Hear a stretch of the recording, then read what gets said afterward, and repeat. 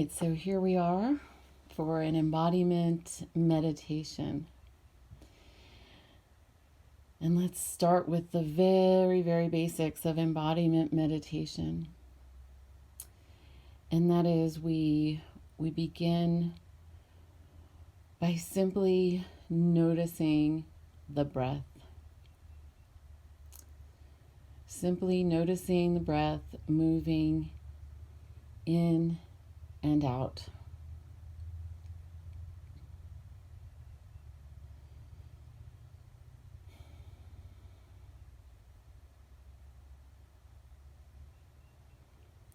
And then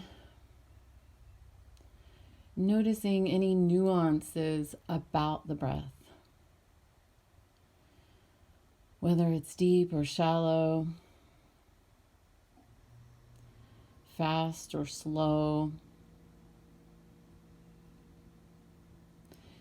thick or thin,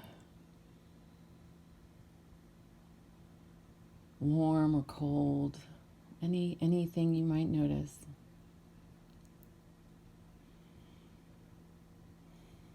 And just notice if the breath has shifted in any way, just from simply noticing it. And when we first begin the noticing, we're kind of noticing from a place of neutrality, right? Noticing some objective things about the breath in specific ways that don't really have much of a connotation to them unless you're not feeling well, I guess.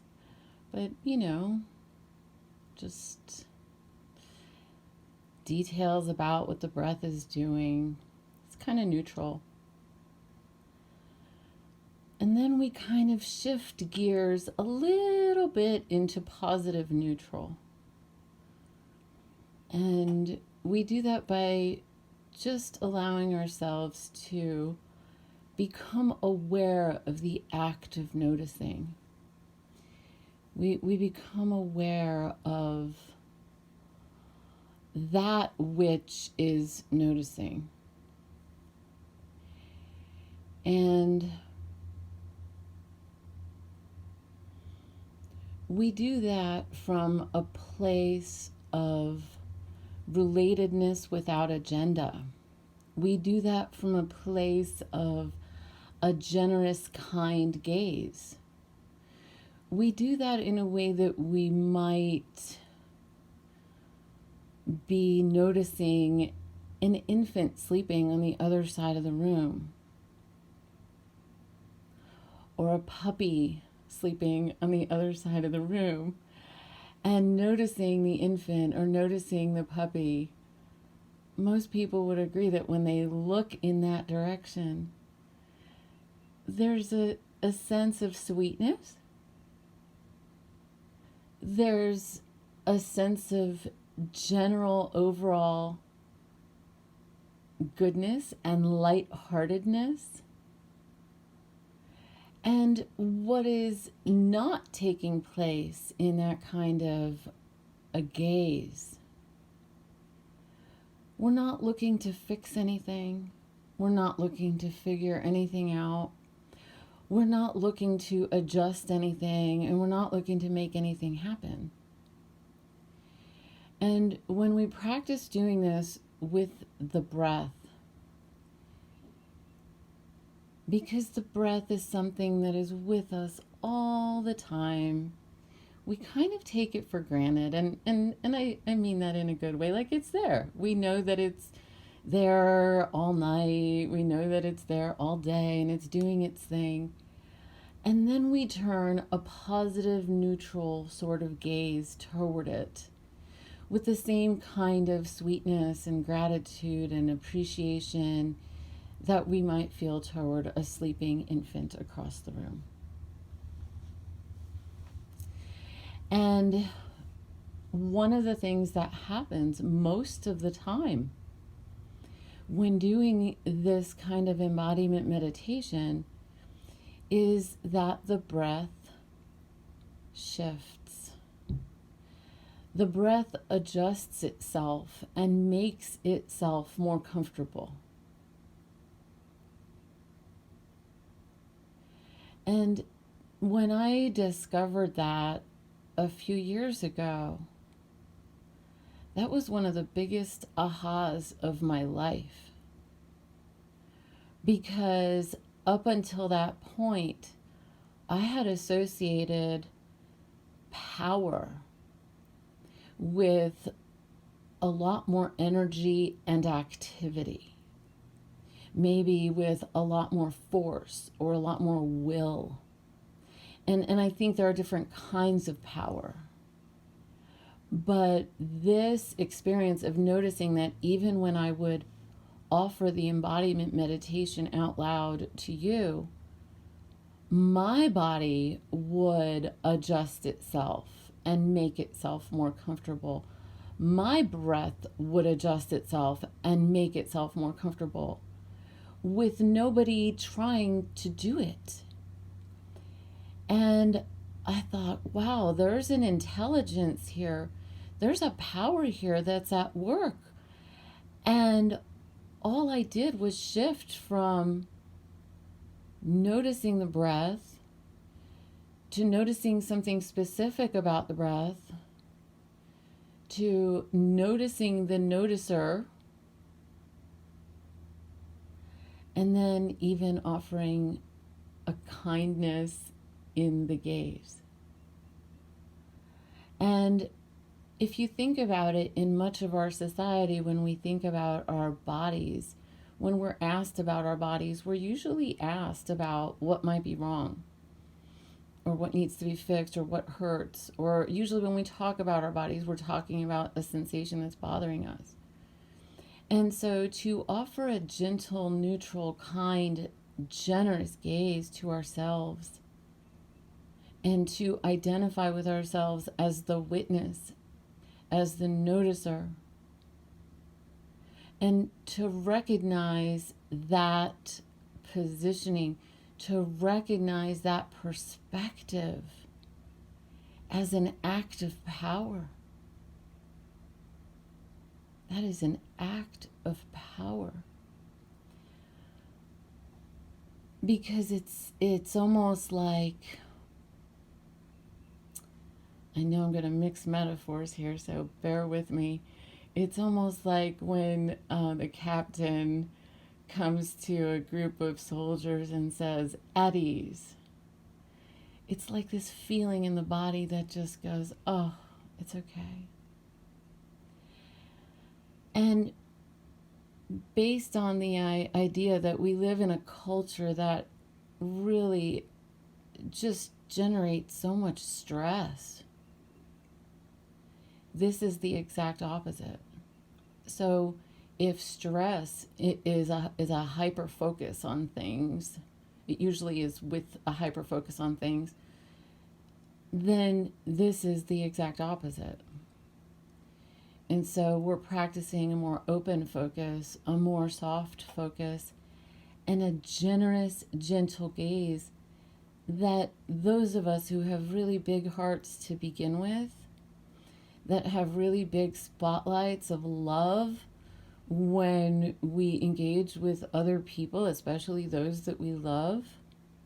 Those of us who, when we see a little puppy or we see a little infant, even if they don't belong to us, our love beams even brighter. What we're doing here in this embodiment meditation is allowing that beam of love in a very general way to be focused on ourselves. Not for any reason. And that's what's beautiful about the embodiment meditation. You know, sometimes when we try to practice honor or commitment or loyalty, you know, the healing fields, sometimes there's a voice in us that goes, oh no, and we might even get an emotional flashback and go, oh no, I can't accept that honor. I did this horrible thing, or I just had this horrible experience, or I'm not that person. I'm not worthy of all that. So there might be some argumentativeness that there's room for argumentativeness within that conversation. But when we notice the breath and we offer our breath and our bodies a kind, generous gaze, and we start off that gaze by imagining an infant or a puppy, there's a lot less resistance. There's a lot less objection. And that positions us to be more receptive. So I want you to imagine that maybe there were aspects of you that have been very receptive. Let's say the leaves of your tree. But maybe there have been other aspects of you that have been less receptive. So let's say some of the roots of your tree. I'm making it up. Don't worry about the metaphor. You can change it out later. I think we could all agree that there are some areas in some ways that we're very receptive. But then there are some areas and some places in our lives where we don't feel very receptive. But we all kind of have an intuitive knowing that being receptive is important for taking in sunlight, for taking in nutrients, for taking in water, for taking in information, maybe from other trees, maybe from the soil. I had a tomato plant a few years ago, and I learned that the tomato plant, if I just put nutrients off to the side on the soil, that it would reach up for the nutrients when it wanted it. I never thought that was possible. I didn't know that roots did that. And so if tomato plant roots could do that, and if we are positioned in a place of trusting ourselves in terms of being able to discern what to take in and what not to take in, those are very, very, very personal choices. And the more we are tuned in to our own sense of love and well-being and receptivity, and the more we offer each other these gazes of kindness and encouragement to every single person within our group, people who we know who are working on self-trust, people who we know are working on self-love, people who we know are working on receptivity, when we offer people like that belief in them and trust in them that they'll make good choices for themselves, we help them and we help ourselves to become more receptive as well. And so just going back to the breath again and noticing the kindness of your gaze and how much kindness you're capable of and how much generosity you're capable of. And then expanding that sense of generosity and kindness to the entire body. And noticing how the body responds to the kindness.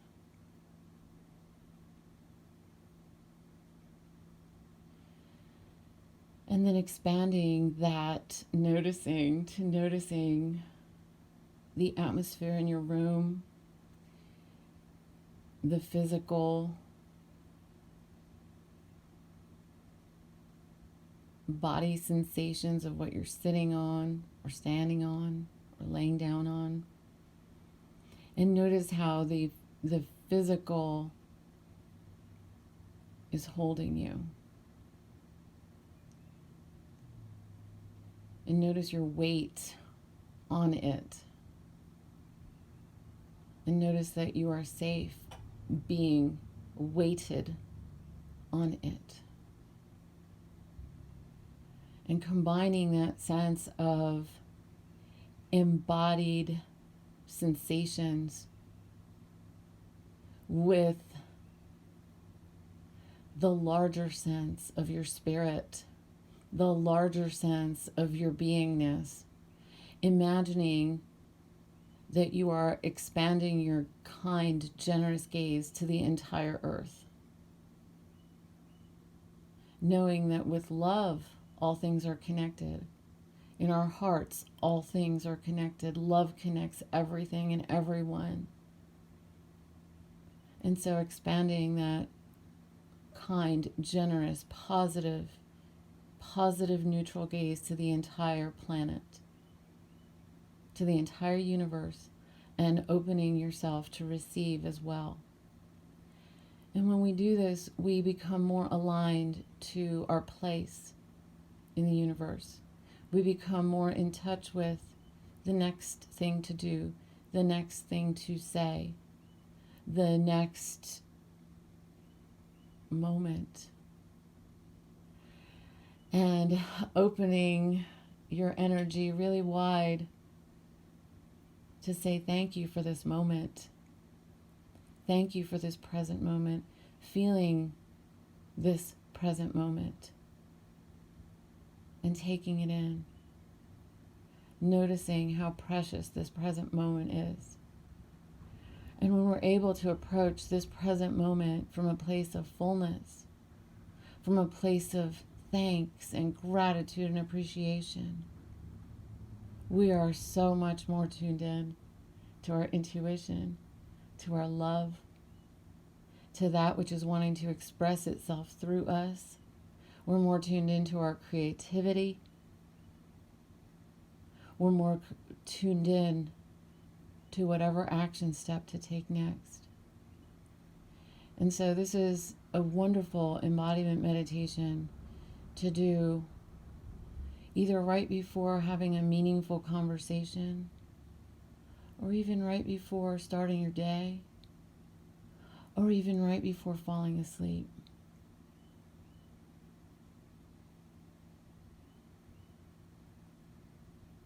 So if you're intending to be more wakeful, I invite you to stretch your arms and stretch your fingers and stretch your legs and open your arms wide and welcome this moment.